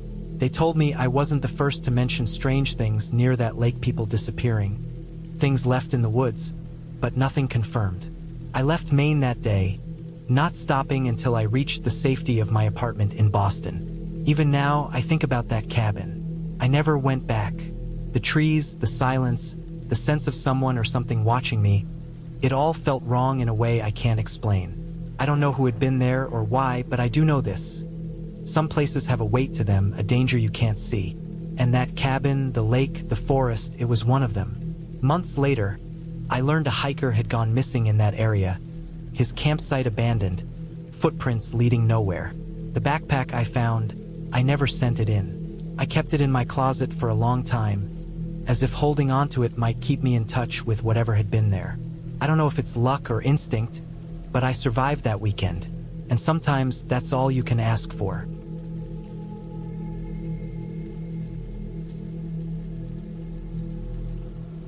I drove into the northern woods of Montana in early October of 2019, thinking a weekend alone would clear my head. I had rented a small wooden cabin that sat beside a long dirt road about 8 miles from the nearest highway. The owner had left the key in a metal box on the porch. The place looked old but solid, with dark logs, a small chimney, and a single porch light that flickered even when it wasn't windy. The forest around it looked heavy and crowded, with tall pine trees pressing in on every side like they were trying to swallow the place.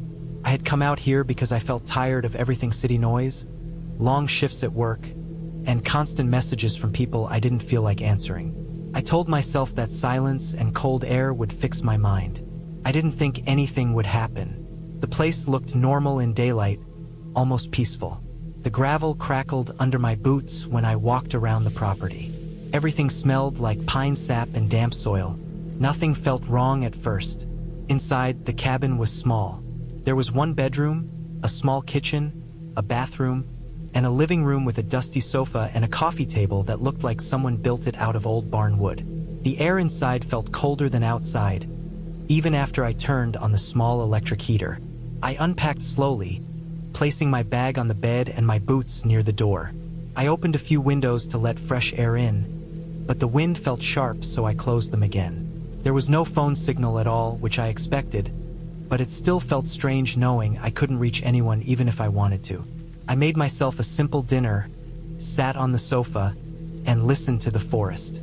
No cars, no voices, just long stretches of stillness and a faint ticking sound from the heater. After a while, I grew used to it. I even started to like the emptiness.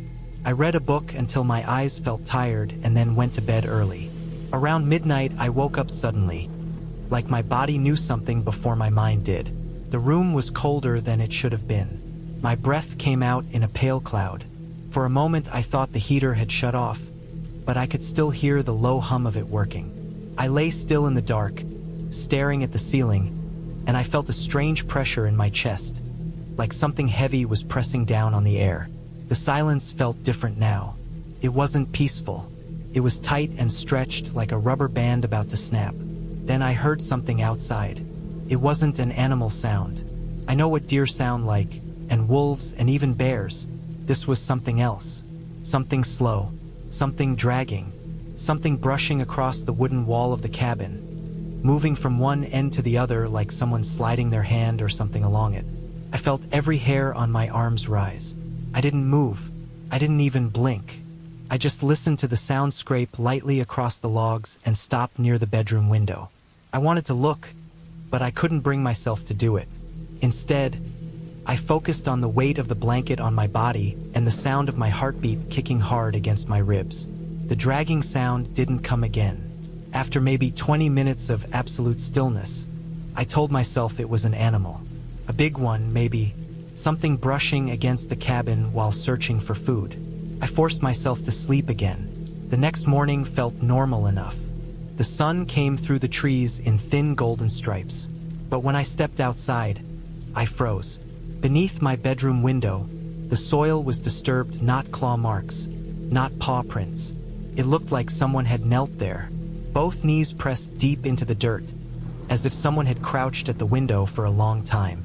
I stared at the marks for a full minute, my mouth dry, trying to convince myself they were made by something natural. Couldn't. I should have left then. I know that now, but I told myself it was probably a hunter or some hiker passing through, even though the idea made no sense. I stayed. I made coffee. I tried to ignore the feeling of being watched. Around 5 p.m., it started getting dark. The cold crept back in. The forest felt louder now, full of cracks and snaps coming from branches that weren't minding their own business. I kept checking the windows, expecting to see something, but there was nothing but trees and shadows. I went to bed early again, but sleep felt impossible. My body was tired, but my mind kept replaying the marks under the window. I lay still for hours, staring up, trying to breathe slowly. Sometime after midnight, the dragging sound returned. But this time it wasn't on the outside wall. It was on the floor, inside. Something was moving slowly across the wooden boards of the living room. I couldn't see it, but I could hear the weight of it, something heavy shifting inches at a time. My throat felt tight. My body locked up. I didn't dare breathe. The sound moved toward the bedroom hallway, slower than any person would walk. My heart pounded so loud I was sure whatever it was could hear it. I reached for the lamp switch and turned it on. The room lit up in a warm yellow glow. The sound stopped immediately. The silence that followed was worse. It felt like the cabin itself was holding its breath with me. When nothing moved for what felt like forever, I finally stood up. I grabbed the metal flashlight I'd brought with me and stepped into the hallway.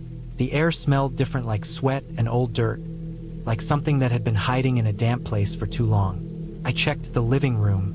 Nothing. I checked the front door. Still locked. I checked every corner of the cabin, even the kitchen cabinets, and found nothing. But the smell stayed, following me like invisible fog. I didn't sleep again. I sat on the sofa waiting for the first hint of dawn. When the sky finally brightened, I packed everything I owned in 10 minutes. Before leaving, I checked the living room floor. There were faint smudges, dark, wide smudges dragged in a slow trail from the door toward the hallway. Not footprints, not handprints, just wide marks like something heavy had been pulled or had crawled across the boards. I stepped outside with my bag, locked the door behind me, and didn't look back. On the drive out, I kept checking my rearview mirror, expecting to see something step out of the trees. I never went back. I never told the cabin owner what I saw. I didn't want to explain something I still couldn't understand myself. All I know is this: whatever moved inside that cabin wasn't a person. And it wasn't a wild animal. It shouldn't have been able to get in, but it did. It shouldn't have known where I slept, but it did. And even now, years later, I still wake up at night thinking I hear it again, slow, steady, dragging across the floor, as if it remembers me, as if it's still waiting for me to come back.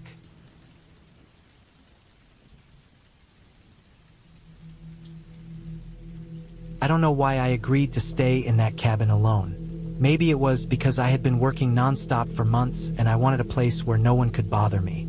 Maybe it was because the pictures online made it look peaceful, almost too peaceful. Whatever the reason was, I drove there in early November of 2019, thinking a few quiet days in the cold woods of northern Wyoming would help me reset my mind. The drive took almost 7 hours from where I lived. The roads got smaller the further I went, and by the time I reached the last 2 miles, the road had turned into a thin dirt path with dried leaves, broken twigs, and small rocks scattered across it. My car shook every few seconds from the uneven ground. It was late afternoon when I finally saw the cabin sitting between tall pines and bare aspen trees. It looked older than it did in the pictures, with a roof that seemed slightly bent in the middle and wooden steps that had dark stains from years of snow and rain. But I didn't care. I just wanted rest. Inside, the cabin smelled like old wood and dust that had settled into every corner. There was a stone fireplace on the right, a small kitchen area on the left, and a narrow hallway that led to a bedroom and a bathroom. Everything felt cramped, like the place had been built for someone who didn't like open space.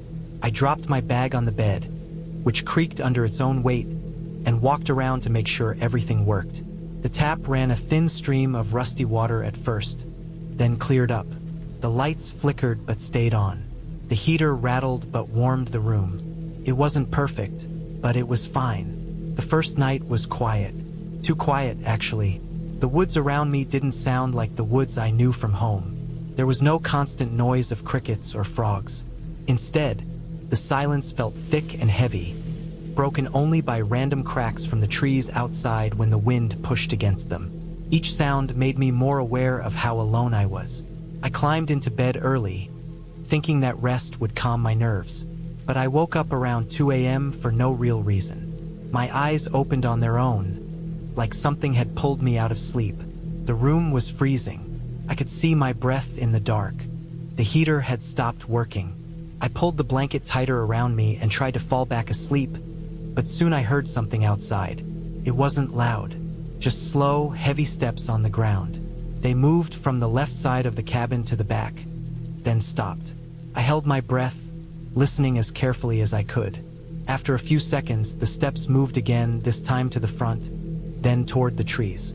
I told myself it was probably a deer or some other animal, but the steps sounded too heavy, too steady. The next morning, when I stepped outside, I noticed boot prints in the dirt, circling around the cabin. They were deep, like the person had been walking slowly. I felt a tightness in my chest. I hadn't talked to anyone since arriving. No one should have been out here. I checked my car doors, the cabin door, and the windows. Everything was still locked. I tried to calm myself by thinking that maybe they belonged to the owner or someone passing by earlier, but the prints looked fresh. The edges were sharp and untouched by wind. That whole day, I kept glancing out the windows, expecting to see someone standing between the trees. Nothing happened. By the time the sun set, I convinced myself I was being paranoid. I heated a canned meal, ate it slowly at the small wooden table, and went to bed again. But sleep didn't come easily. I kept remembering the prints and the heavy steps from the night before. Sometime around 1 a.m., I heard a faint scraping sound against the wall outside. It was long and slow, like someone dragging something sharp across the wood. I froze in bed. The scraping traveled from the back wall to the side window and stopped. My heartbeat felt loud, almost painful. Then I heard the soft thud of footsteps moving away. I didn't sleep again that night. When morning came, I walked outside and saw long scratches on the wall near the window. They weren't from an animal. They were straight, deliberate lines made by something metal. That was when the fear fully hit me. Someone had been walking around the cabin at night, getting close, checking the walls, the windows. My hands were shaking as I locked the door behind me and tried to think. The nearest town was nearly an hour away. My phone had 1 bar of signal at best. If something happened, no one would reach me fast enough. I packed my bag quickly, but before I walked out, I felt the urge to look out the front window one more time. The moment I did, my stomach dropped. A figure stood far between the trees, almost hidden in the shadows. Couldn't see a face, just the shape of a person, still and silent, facing the cabin. I didn't move for several seconds. I just stared, trying to make sense of it. When I blinked, the figure took a single slow step backward and disappeared behind a tree. That was enough for me. I grabbed my keys, opened the door, and ran to my car. The cold air burned my lungs as I sped across the dirt path. I didn't look back. My eyes stayed locked on the mirror, but the trees were too dense to see anything clearly. The entire drive back felt longer than the drive there, as if the road wanted to pull me back toward the cabin. When I finally reached the highway, I kept driving until I saw other cars, other people, anything that didn't feel like those silent woods. When I got home, I checked the news for days, expecting to hear something about a missing hiker or a dangerous person in the area. Nothing showed up. It was like whatever I saw, whoever had been there, didn't want to be found or noticed by anyone. I never went back for the refund the owner owed me. I didn't care. I just wanted to forget the cabin, the scratching, the footsteps, and the still figure in the trees. But sometimes, late at night, when I wake up for no reason, I think about how quiet the woods were, how someone walked around that cabin without making much sound at all, and how they stood there watching me, knowing I was completely alone. I tell myself leaving was the right decision, because if I had stayed one more night, the steps might not have stopped at the wall. They might have come to the door, and this time they might not have walked away.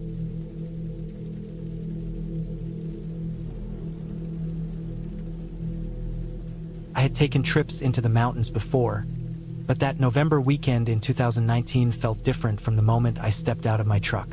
The cabin I rented stood on a narrowing dirt road in northern Colorado, nearly 2 hours from the closest town. It was an old one-room place with a cracked porch rail, warped wooden steps, and a metal roof that looked like it had been hammered back into shape after too many storms.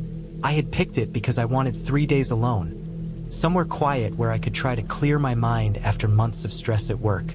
I was 31, burned out, and convinced that a few cold days in the woods would reset everything. The air was sharp enough to sting my nose as I unpacked.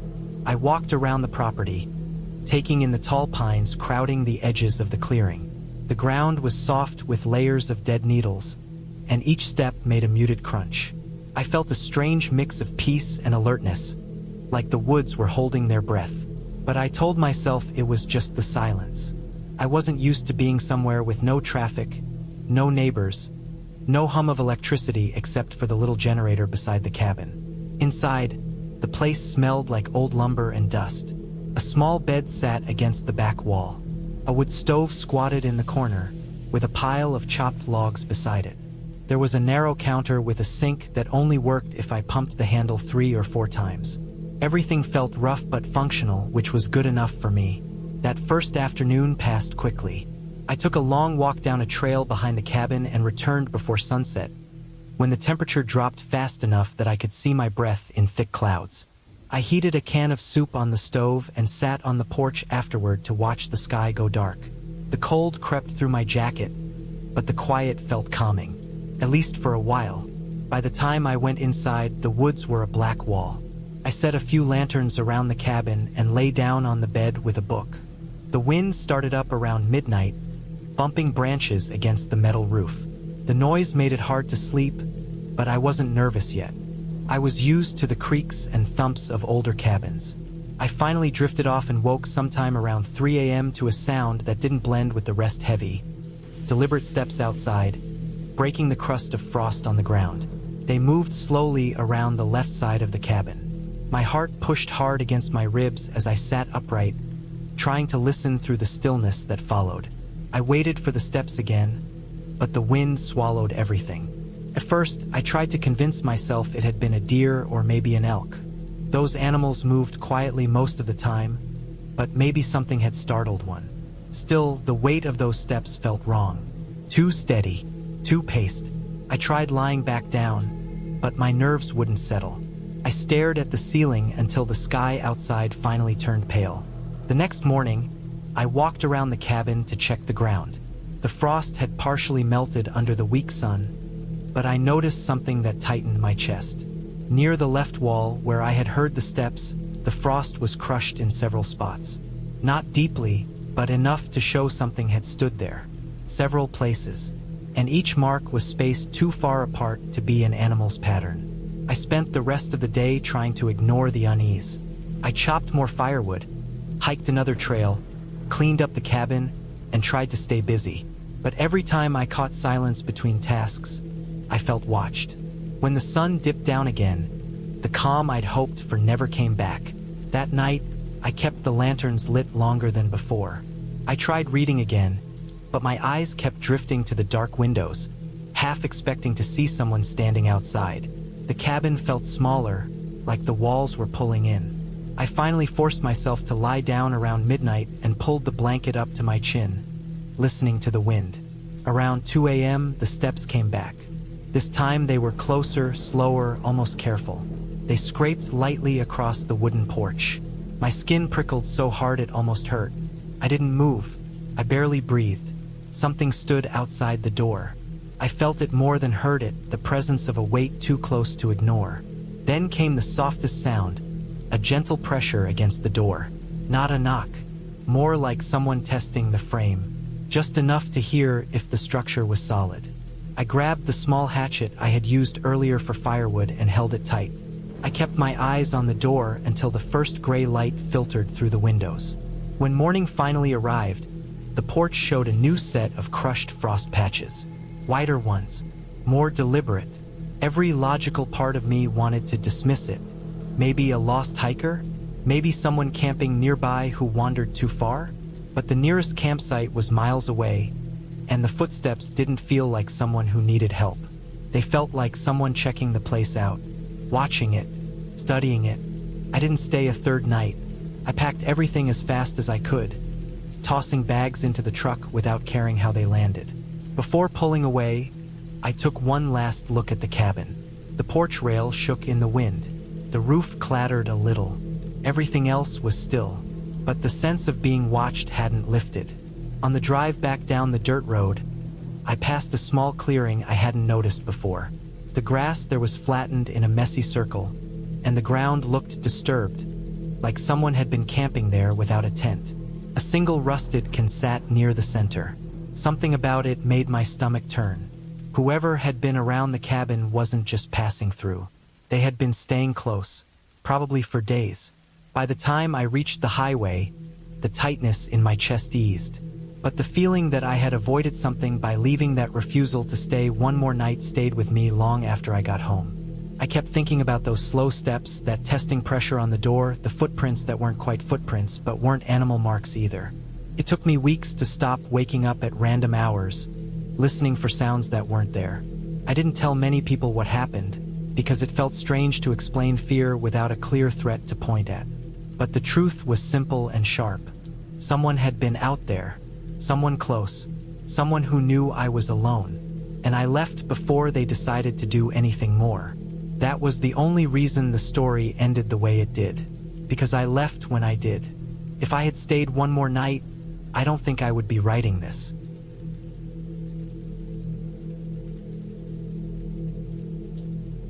I still think about that weekend even now, years later, and my stomach tightens every time the memory comes back. I was 26, tired of the noise of the city, and too stressed from work to think straight. I wanted a quiet place where I could shut everything out. That was why I rented a small cabin deep in the mountains of northern Idaho in late September of 2014. The listing made it sound perfect. It was far from the road, surrounded by tall pines, and close to a small creek.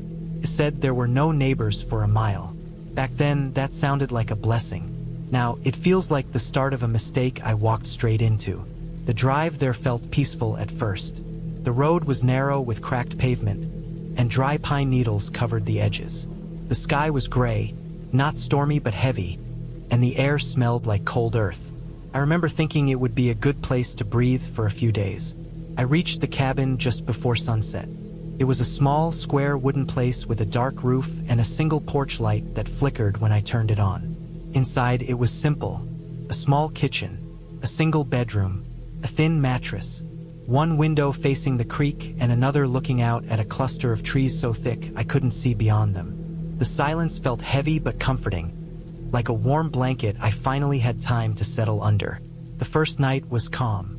I unpacked, cooked something small, and tried to read, though the air inside the cabin smelled old and slightly moist. The wood walls creaked here and there, but cabins do that. I went to sleep early, wrapped in 2 blankets because the temperature dropped fast after dark. I slept fine, though I woke up twice thinking I heard something outside. It was probably just branches shifting in the wind.